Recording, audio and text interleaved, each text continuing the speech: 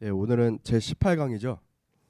18강 옷에 발생한 곰팡이로 인한 부정에 대해서 살펴보도록 하겠습니다. 오늘 본문 말씀 레위기 13장 47절 말씀을 함께 봉독해 드리겠습니다. 시작.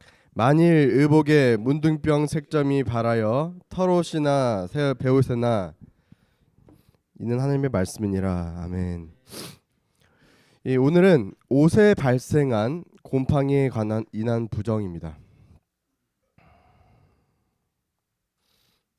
옷에 발생한 곰팡이로 인한 부정. 지금까지는 사람 피부에 이렇게 직접적으로 오염이 되었을 때 또는 이렇게 병에 걸렸을 때 우리가 살펴봤는데, 오늘 시간에는 옷입니다. 근데 우리가 지금 이 병의 피부병에 대해서 오랫동안 살펴보고 있는데, 이것이 우리들의 삶에 어떻게 적용이 되는지 와닿지 않으신 분들이 많으실 거예요. 근데 이 옷에 발생한 것까지 우리가 알아야 돼 할 수도 있지만, 이 옷은 뭐냐면 이 사람의 생활에 있어서 가장 가까운 밀접한 관계를 뜻하고 있어요. 우리 구역장님들 중에서 옷을 안 입고 오신 분이 있을까요? 옷은 항상 입어야 돼요. 그래서 그 옷을 통해서 우리는 그 사람의 그 위생 상태 딱 보면 알잖아요. 깨끗한 옷인지 더러운 옷인지, 또 그 사람의 신분, 뭐 군복, 그리고 뭐 경찰 제복, 뭐 이런 복들이 그 사람의 신분을 나타내잖아요. 그리고 그 옷을 입는 거에 따라서 이제 신병한테, 그 신병소에 들어가서 신병한테 군복을 주는 거랑, 또 그 예비군이 군복을 입는 거랑 이 자세가, 태도가 달라요. 그래서 그 옷은 태도와 자세까지도 우리에게 알려줍니다. 그리고 반면에 이 곰팡이란 건 뭐냐? 죄예요, 죄. 그리고 곰팡이는 보이는 데서 이렇게 안 돼. 이렇게 조용한 데서 나도 모르게 어느새 스물스물 피어 있어요. 이게 곰팡이의 특징입니다. 그래서 이 곰팡이는 죄를 나타낸다. 그럼 이것은 결론적으로 우리에게 어떤 것을 알려주시냐면, 겉모습에 드러난 삶 속에서 죄가 스며든 상태. 그러니까 옷에 곰팡이가 발생했다, 아이 옷이 오래됐나 보다, 이게 아니라 겉모습에 드러난 우리가 알지 못하는, 그런데 죄악은 이미 곰팡이처럼 스물스물 피어있는 상태가 바로 옷에 발생한 곰팡이에요. 하나님께서는 이것을 그냥 그러니 그런가 보다 하고 넘기시지 않으시고, 이것을 처리하고 해결하라고 우리에게 말씀해 주시는 것입니다. 자, 다 적으셨죠? 그래서 이러한 것을 생각을 하시면서 오늘 공과를 준비하시면 되겠습니다. 시작하길 보면은 지금까지 7가지 경우로 나누어서 사람에게 문둥병이 발생한 경우 어떻게 처리해야 되는지와 각종 문둥병 환자의 처리에 대해서 살펴보았어요.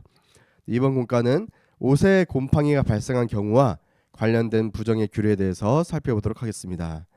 큰 첫 번째로 증세입니다.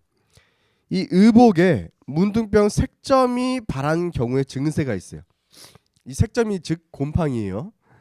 여기에 해당하는 의복은 털옷, 배옷, 가죽과 가죽으로 만든 것, 그러니까 어떤 옷이든지죠.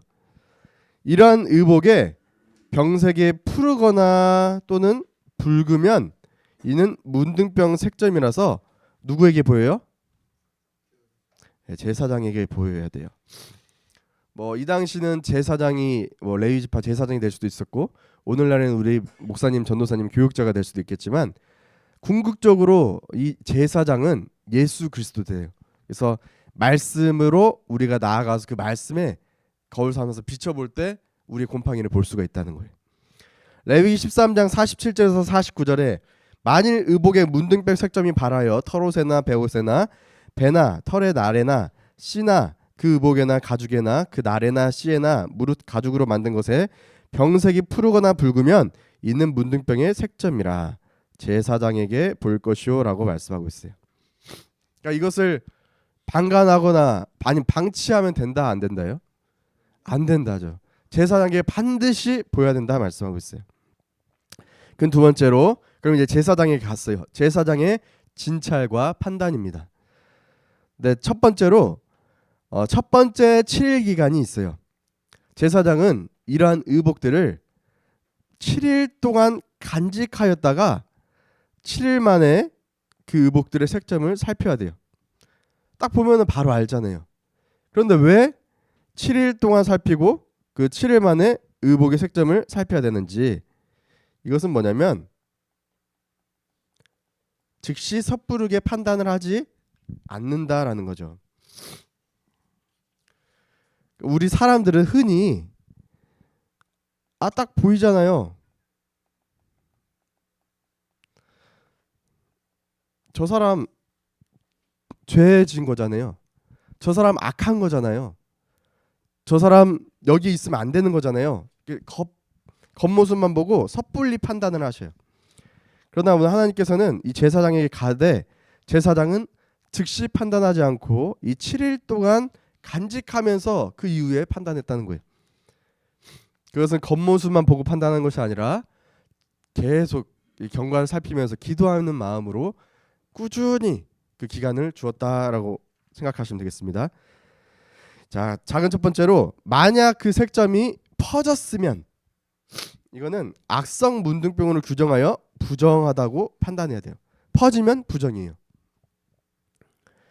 레위기 13장 50절에서 51절에 제사장은 그 색점을 살피고 그것들을 7일 동안 간직하였다가 7일 만에 그 색점들을 살필지니 그 색점이 의복의 날이나 씨에나 가죽에나 가죽을 만든 것이 퍼졌으면 이는 악성 문둥병이라 그것들은 부정하니라고 말씀하고 있습니다. 그럼 이렇게 부정한 것은 어떻게 해야 되냐면 레위기 13장 52절에 불살라야 돼요. 회복이 불가능한 거예요. 이 곰팡이는 불살른다는 것은 없앤다는 거예요. 없앤다. 근데 여기서 뭐 아까 뭐 날에나 씨에나 이렇게 말씀하고 있잖아요. 근데 여기서 날은 히브리어 쉐티로서 날씨를 의미해요. 날씨. 그러니까 우리가 옷감을 짓는데 이렇게 가로로 이렇게 된 실 있잖아요. 쫙쫙. 이거를 날실이라 그래요. 쉐티. 그리고 씨는 여기는 날이고 씨는 히브리어 에레브로서 씨 줄을 뜻해요. 이거는 가로의 씨를 뜻해요. 그러니까 이거는 이제 확대한 거고 이게 무수히 많게 이렇게 딱 펼쳐질 때 가로 세로가 연결돼서 옷감이 되는 거잖아요. 그래서 이 두 단어가 합쳐진 옷감 전체. 네. 그 작은 두 번째, 만약 색점이 아까는 퍼졌으면 불사르는데 퍼지지 않았으면 제사장은 그 의복을 먼저 빨게 해요. 세탁을 한다는 거죠. 깨끗하게. 그 다음에 다시 7일 동안 또 간직하면서 상태를 확인. 한 번 더 유예의 기간을 주는 거예요. 퍼지지 않았으면 그 세 가지 증상이 있어요. 그건 이후에 살펴보겠습니다. 레위기 13장 53절에서 54절은 이 말씀입니다. 작은 두 번째, 그러면 두 번째 7일 기간이 있겠죠. 두 번째 7일 기간이 지나서 그 빵곳을 살펴보고 다음과 같이 조처를 해요. 이 세 가지에 첫 번째, 그 색점의 빛이 변치 않았어요. 그리고 그 색점은 퍼지지 않았어요. 그럼 그대로 있는 거잖아요. 그런데 이것도 부정하다 판단이 된다는 거예요. 그리고 마찬가지로 불살라진다. 죄는 그대로 있어도 문제예요. 죄는 있으면 안 되는 거예요. 그래서 죄는 없어져야 돼. 그래서 하나님께서는 불살라버리라 말씀하고 있어요. 겉부분에 있든지 속부분에 있든지 악성 문둥병으로 규정합니다. 작은 두 번째, 그 색의 빛이 옅어졌어요. 그러면 그 색점이 있는 부분을 어떻게 하냐면 잘라내는 거 똑같아. 찢어내야 돼. 레위기 13장 56절에 빤 후에 제사장이 보기에 그 색점이 옅으면 그 목에서나 가죽에서나 그 날에서나 씨에서나 그 색점을 찢어버릴 것이요 라고 말씀하고 있어요. 찢어냈다는 것은 다시 붙을 수가 없는 거예요. 다른 옷은 성하지만 그 부분은 도려낸다는 거죠. 이것은 뭐냐면 회개라는 것이, 우리가 죄를 지으면 회개를 하잖아요. 회개라는 것이 잠깐 동안 눈물 흘리고 잠시 동안만 후회하는 것이 회개가 아니라는 거예요. 그거는 완전히 찢어내버려야 돼요. 그리고 그 찢은 후에 색점이 다시 나타나면 의복을 불태워야 합니다. 다시 또 죄가 나는 거니까 다시 불태워야 돼요. 자, 세 번째, 그 색점이 벗어졌으면, 그러니까 이거는 깨끗해졌으면,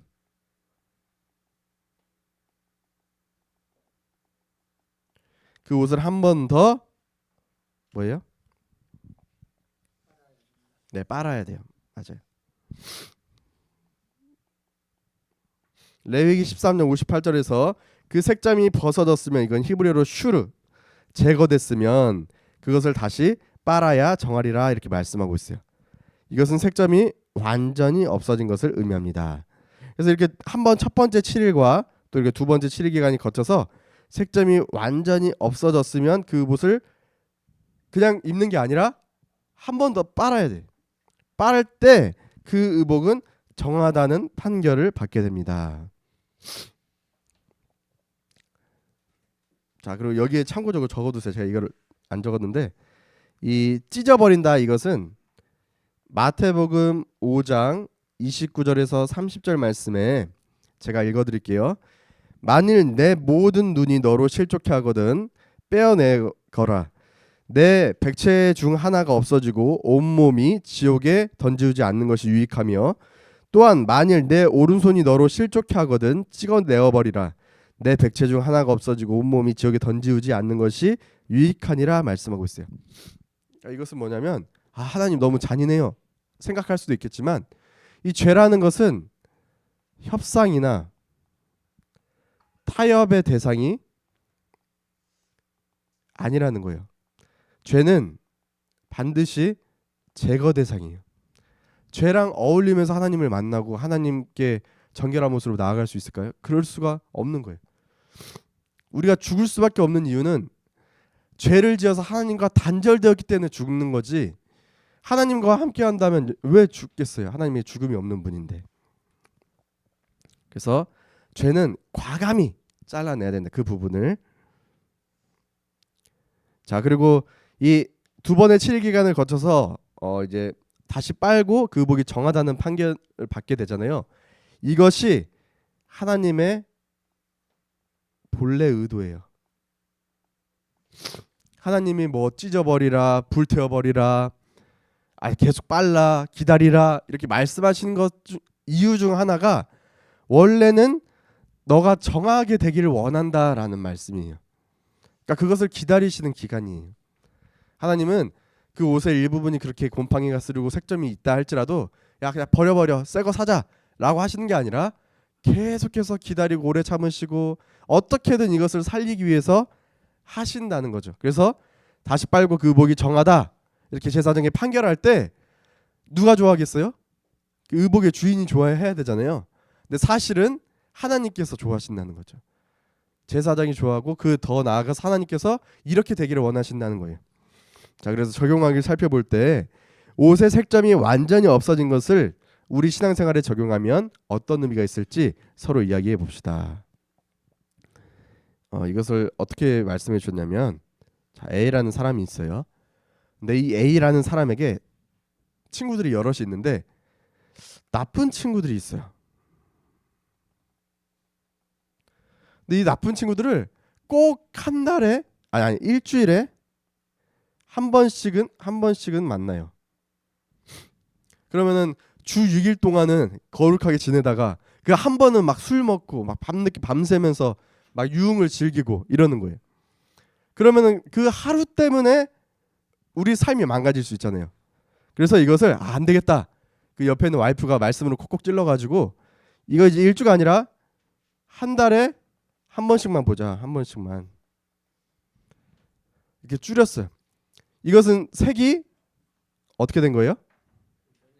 옅어진 거잖아요. 옅어진 거. 색이 옅어진 거예요. 근데 안 되겠다. 나 진짜 이렇게 여기 이렇게 있다간 내가 진짜 오염되고 죄로부터 이겨낼 수 없을 것 같다. 그래서 죄의 모양은이라도 버리고 죄의 자리를 떠나라 그랬잖아요. 그래서 이 친구를 떠나서 이민을 가버렸어요. 이제 만날 수가 없어요. 그러면은 완전히 없어진 거죠.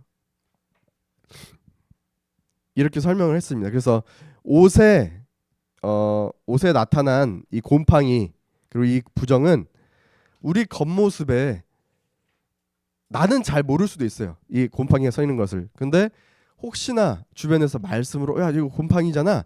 쿡쿡 찔렀을 때 대수롭지 않게 생각하는 것이 아니라 이것을 과감히 잘라내야 되고 또는 계속해서 빨고 기다리고 이것을 회개하는 기간이 필요하고 그렇지 못했을 경우에는 이것을 불살라 버리기까지 하는 그러한 결단과 그러한 시간이 필요하다는 거죠. 그래서 우리 사랑하는 구역장님들은 이 지금은 마지막 때 중에서 마지막이에요. 말세지말이죠. 그래서 이런 말세지말을 살아가는 데 있어서 가장 중요한 것은 거룩, 정결이에요. 그래서 구속사 시리즈가 거룩이고 정결이 주제인 거예요. 12권이. 그래서 우리가 다시 이제 아버지 보좌 앞에 서서 좌양자 우양우 하는 그날까지 정말 말씀으로 부단히 나를 쳐서 거룩해지고 정결해져서 하나님 앞에 칭찬받고 하나님 앞에서 하나님께서 우리를 기쁘게 웃어 반겨주시는 역사가 있으시기를 주님의 이름으로 축원드립니다. 함께 기도하시겠습니다. 사랑하는 하나님 아버지 감사드립니다. 오늘 이렇게 우천 중에도 아버지께서 이른 아침에 우리를 깨워주시고 발걸음들을 재촉하여 주셔서 구역장이라는 직분으로 아버지의 말씀을 먼저 받게 허락하시니 진심으로 감사드립니다. 이 말씀을 받고 우리만 아는 것이 아니라 아버지께서 성령을 부어주셔서 이 말씀을 되새기게 허락하여 주시고 나아가 토해내에서 사랑하는 구역원들을 위하여서 말씀을 대언할 수 있는 주의 사자들이 될 수 있도록 인도하여 주옵소서. 말씀을 들을 때, 말씀을 지킬 때, 말씀을 또한 전할 때 듣는 자나 가르치는 자나 아버지께서 크나큰 하늘의 상급을 허락하여 주셔서 세상에서도 넉넉하게 날마다 부족하지 않게 허락하여 주시옵소서. 오늘 거룩하고 복된 주일 정문기도회부터 연합기도회 이후의 모든 순서까지 아버지께서 함께하여 주실 것 믿고 감사드리며 모든 말씀 살만하신 예수님의 이름으로 감사 기도드리옵나이다. 아멘.